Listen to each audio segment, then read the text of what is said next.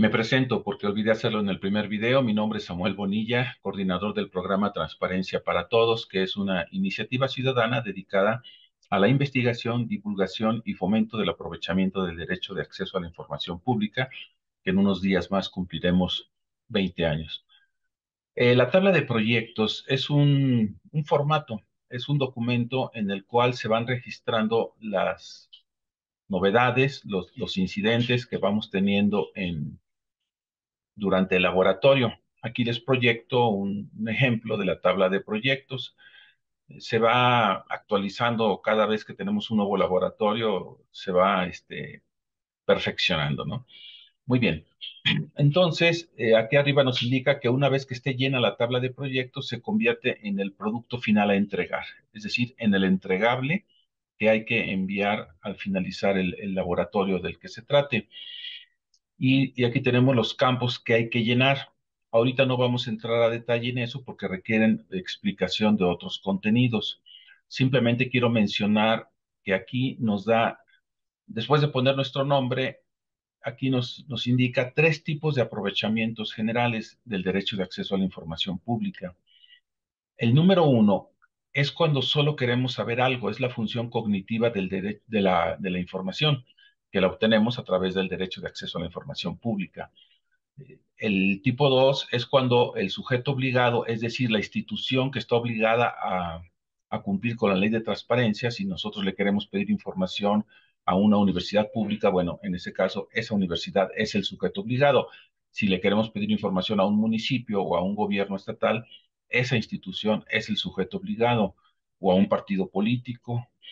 Entonces, en los casos tipo 2 es cuando el sujeto obligado reacciona en los hechos solucionando la situación referida en la solicitud de información. Le llamamos efecto reactivo. En un momento más explicaré a detalle estos tipos de aprovechamiento. Y el tercero es cuando a la información obtenida debemos de darle la aplicación adecuada para alcanzar el objetivo que pretendemos. Le llamamos función instrumental de la información. ¿Por qué es importante esas tres categorías? Porque son las que nos va a pedir aquí. Es decir, en la columna 2, donde dice busco qué tipo de aprovechamiento, aquí nosotros tenemos que marcar de acuerdo al asunto o al problema que queremos. Si vamos a perseguir un propósito del tipo 3, un aprovechamiento, entonces lo marcamos, lo destacamos en rojo, en negritas y hasta lo podemos subrayar para que quede claro que aquí vamos a buscar en este proyecto el aprovechamiento tipo 3. Lo mismo sería si fuera el 1, lo destacamos para tenerlo presente, es decir, para saber qué es lo que estamos buscando, ¿no? No nada más ejercer por ejercer el derecho. Entonces, en un momento más regresaremos a esta tabla, pero primero quiero ahondar en los tipos de aprovechamiento que se pueden lograr a través del ejercicio del derecho de acceso a la información pública. Vamos a dejar en claro que es un proyecto. Un proyecto es un asunto de tu interés que deseas atender utilizando el derecho de acceso a la información pública. Puede tratarse de un problema o de una necesidad.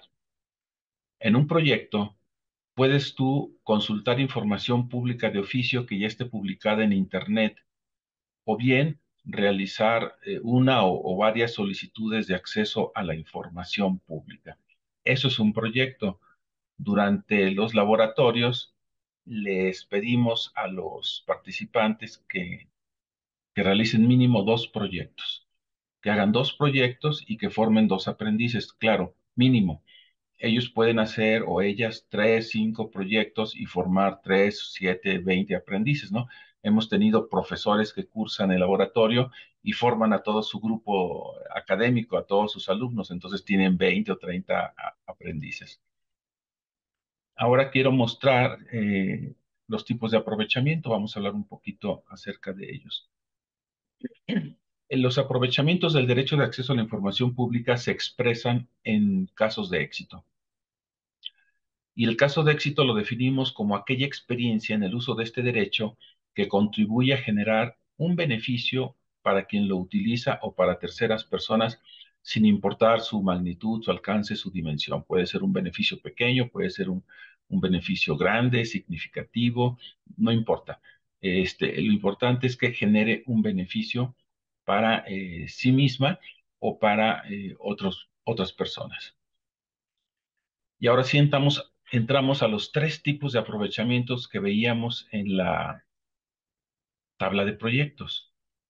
Aquí empezamos con el número uno, que son de tipo cognitivo estos aprovechamientos. Es lo que expresa el derecho a saber. El derecho a saber aquí se concreta.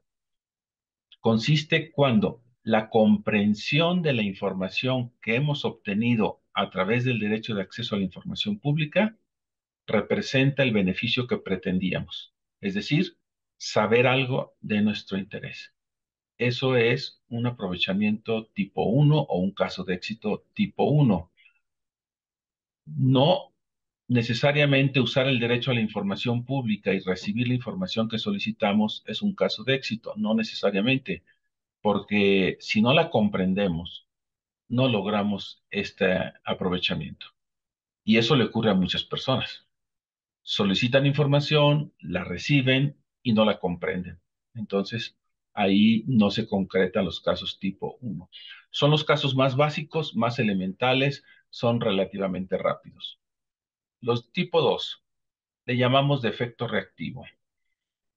El efecto producido por la solicitud de información, aquí hay que aclarar que esta categoría de éxito, el 2, solamente es posible a través de solicitudes de información. A diferencia del uno y el 3, que puede ser por solicitudes de información o por acceder a información pública de oficio que ya está publicada en Internet, pero los casos tipo 2 solamente funcionan a través de solicitudes de información.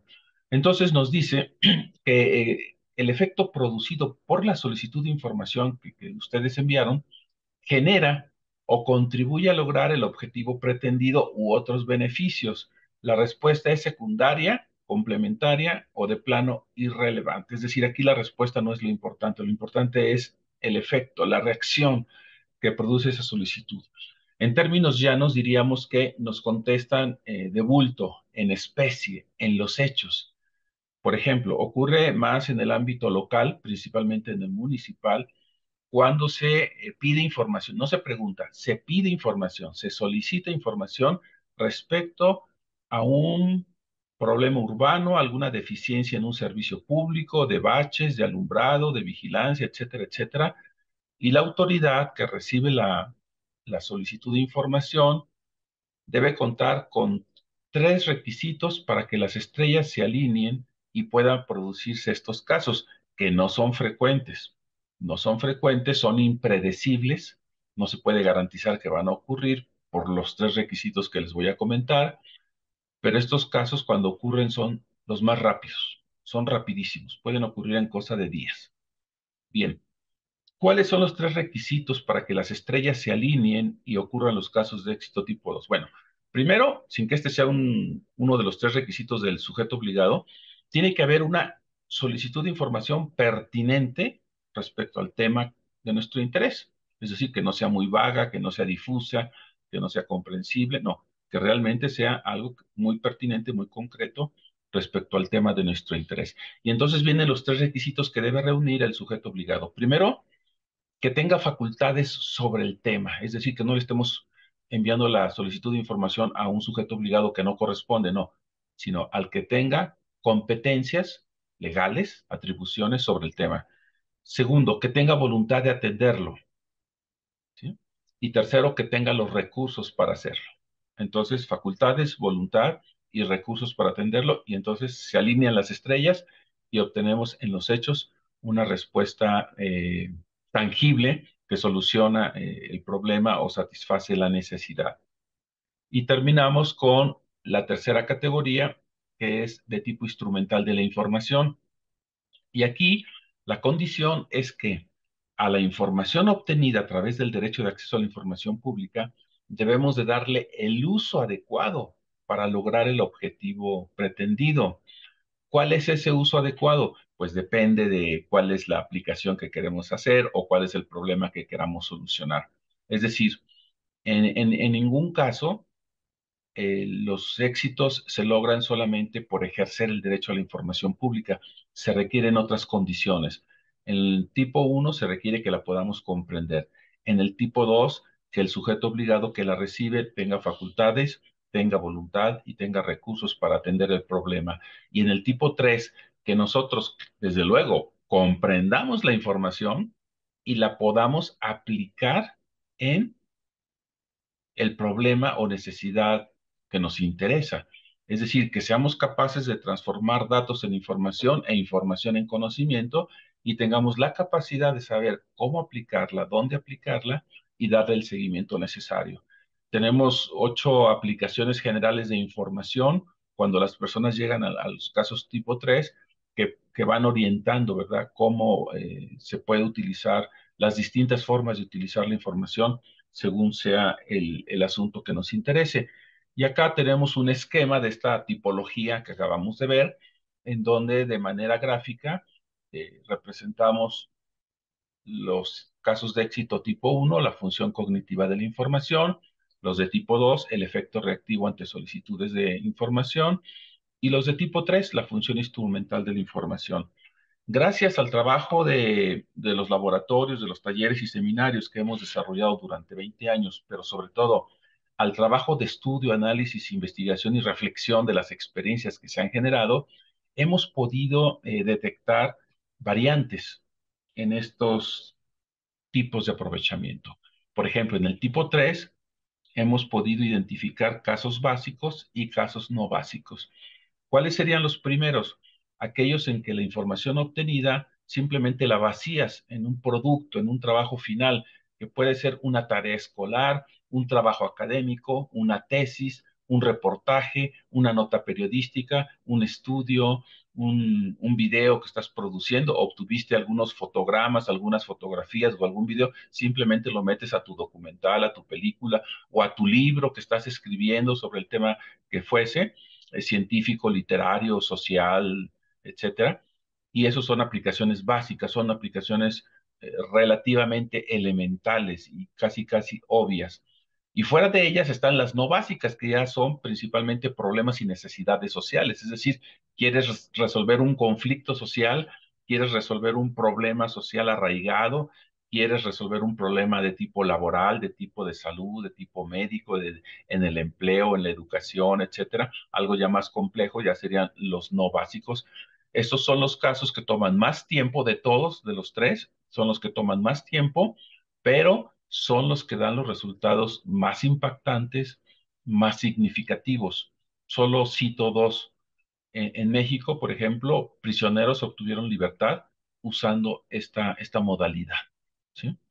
En Brasil se han salvado muchas vidas humanas gracias a un caso de éxito que hizo un periodista no básico del tipo 3. Muchas vidas humanas se han salvado y se siguen salvando. Es decir, este periodista hizo solicitudes de información, muchas, durante bastante tiempo, y logró tener un efecto para terceras personas. Pero vaya qué efecto, es decir, no es que les contribuyas a mejorar sus condiciones de vida, no, es que les salvas la vida, lo cual es impresionante, ¿no?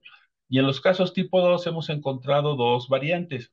La primera es variante del amago, que es cuando el sujeto obligado, esto ocurre mucho en comunidades pequeñas, en municipios pequeños, donde casi, casi todos se conocen, ¿no? Entonces, la autoridad se entera que alguien va a hacer una solicitud de información sobre un asunto y se adelanta a resolver el problema antes de que le llegue la solicitud, ¿verdad?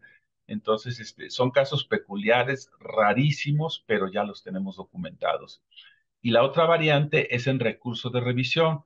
El recurso de revisión son las quejas cuando el derecho de acceso a la información pública no camina, no funciona, no recibimos respuesta del sujeto obligado a nuestras solicitudes, entonces nos quejamos. Eso se llama recurso de revisión.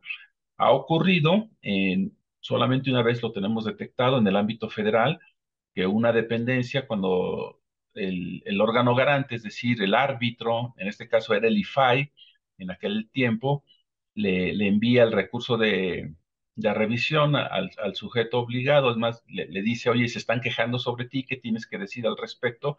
Entonces, como que el sujeto obligado revisa la solicitud a detalle. Yo no sé si en la primera ocasión que la recibió no la vio a detalle, la revisa a detalle y se da cuenta que hay un problema implícito. En la solicitud lleva un problema implícito y ¿qué creen? Lo resuelve. Entonces no lo resolvió en el momento que recibió la solicitud, lo resuelve hasta que la solicitud se transforma en queja, ¿no? La persona que le envió la solicitud interpone la queja, el órgano garante le pide un informe justificado al sujeto obligado, el sujeto obligado revisa la solicitud original, se da cuenta que hay un problema implícito y lo resuelve. Entonces, pues ya el solicitante quedó totalmente satisfecho, ¿no? Entonces, grosso modo, esos son los tipos de aprovechamiento. Entonces, sí, regresamos a nuestra tabla de proyectos y ahí es donde vamos a aplicar esto que acabamos de observar. Ya una vez sabiendo en qué consisten los aprovechamientos, seleccionamos aquí qué aprovechamiento queremos, pero claro, eso va en función de cuál es tu propósito, ¿verdad? Quiero que se tapen los baches de mi calle, quiero que se reparen las lámparas del parque, quiero que en la escuela X pública no haya tanto ausentismo de maestros, etcétera. Depende qué es lo que tú quieres, ¿sí? En la columna uno vamos a anotar los datos de nuestra primera solicitud. Un proyecto puede tener una o más solicitudes, entonces podemos usar otros renglones en un proyecto, no importa. Entonces, ¿estamos enviando la solicitud a un estado o a la federación? Vamos a suponer que es a la federación, ¿sí? Pero bueno, si es a la federación, vamos a poner más abajo ponemos el sujeto obligado de la federación. La fecha, la fecha en que enviamos la solicitud, el folio. Al enviar la solicitud por la Plataforma Nacional de Transparencia, se genera un folio, lo copiamos y lo pegamos. ¿A qué sujeto obligado? Bueno, vamos a suponer que es a la UNAM, ¿sí? Es un sujeto obligado federal, pero también podría ser al Senado de la República, ¿sí? Entonces aquí anotaríamos Senado de la República, o bien podría ser al ISSSTE o al Instituto Mexicano del Seguro Social. Este, en fin, anotamos. ¿Qué tipo de aprovechamiento busco? Bueno, vamos a suponer que es del tipo 3. Mi propósito es que, ¿qué podría ser? Que en la clínica X, claro, tenemos que ser, en la solicitud vamos a ser muy claros, ¿sí? Voy a quitar las mayúsculas. En la clínica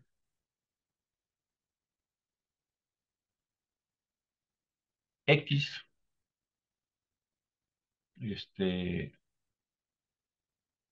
del municipio tal,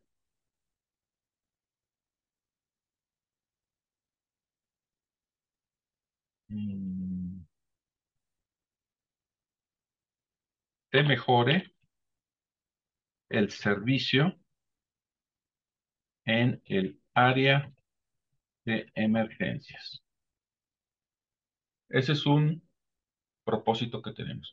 ¿Por qué ponemos esto? Porque luego empiezan a hacer solicitudes y no tienen muy claro el propósito. Entonces, al llenarlo aquí, pues ya empieza a quedar más claro. Así escribí mi solicitud. Entonces aquí ya anotamos la solicitud que hicimos. Ahí sí tenemos que ser mucho más detallados que aquí, que en el propósito. Aquí tenemos que poner qué número de clínica, cuál es su domicilio específico, en qué colonia, en qué apartado postal, en qué municipio, en qué estado, el nombre de la clínica, si es que lo tiene, a veces tienen algún nombre de algún doctor o doctora famosa, hay que poner, ¿verdad?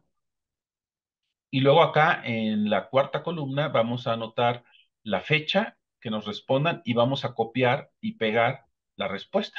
Si la respuesta es muy extensa, la sintetizamos. Y finalmente, mis comentarios. Quedé insatisfecho, voy a hacer una nueva solicitud porque solamente me contestaron los puntos 2 y 3, pero ignoraron el uno y el 5 y el 4. Entonces yo quiero, bla, bla, bla. Sí, o quedé muy satisfecho. Con esta información ahora voy a poder ir a esa oficina, a esa clínica y decirles que, etcétera, etcétera, etcétera. Depende cuál sea el caso. Y así, aquí vamos usando más renglones para cada solicitud del mismo proyecto o de otro proyecto. Como el archivo está en Word, si se nos acaban los renglones, simplemente acá podemos nosotros ir ampliando el número de columnas para poderlo agregar. Bien, entonces, más abajo de la tabla de proyectos, en el área verde, viene la parte para los aprendices, porque a cada participante en el laboratorio le solicitamos que forme por lo menos 2 aprendices. Y aquí les aclaramos, no necesitamos el nombre de sus aprendices, ni siquiera lo anoten. ¿Sí? Y es lo mismo, nada más de aquí, su aprendiz tiene que hacer la solicitud por sí mismo o si fuera necesario, ustedes le asisten, le ayudan. O hay casos extremos en que ustedes hacen la solicitud porque la persona no sabe de cómputo, no se quiere meter a la computadora, solamente plantea el problema, también se vale. ¿Sí? Entonces aquí está el campo. Una vez que termina el laboratorio, después de las 12 sesiones, viene una serie de preguntas eh, para hacer un análisis y reflexión sobre lo que fue la experiencia con el uso de este derecho, sus comentarios generales, cuáles fueron sus aciertos, sus errores, su opinión acerca de la utilidad de este derecho. Claro, durante el laboratorio les mostramos, cuando es posible, varios casos de éxito para que pues, tengan una idea de para qué sirve y puedan a partir de ahí inferir aplicaciones en su contexto, porque partir de cero es muy, muy difícil, ¿no? Entonces, ya a partir de eso pueden decir, bueno, pues, mi opinión sobre la utilidad de este derecho es esto, porque no solamente lo vi, sino que lo experimenté o lo conocí por el testimonio de otros compañeros de laboratorio. En tus proyectos, ¿continúas avanzando hacia el logro de un aprovechamiento o ya te diste por vencida? ¿Alguna barrera te ha impedido seguir adelante? ¿Cuál barrera? A las barreras le llamamos el río de cocodrilos, es decir, cuando ya no sigues adelante es que un cocodrilo te detuvo. Entonces es importantísimo identificar cuál fue el desinterés, el cansancio, el fastidio, el miedo, el temor, la confusión, el desconocimiento que ya no sabías para dónde ir, o sea, cuál obstáculo, cuál barrera te detuvo. ¿Por qué es importante esto? Por el estudio que llevamos adelante. Tenemos un planteamiento de un Plan Integral Nacional de Socialización y ahí vamos enriqueciendo con estas experiencias, porque a cada barrera tenemos que encontrarle una solución y es posible.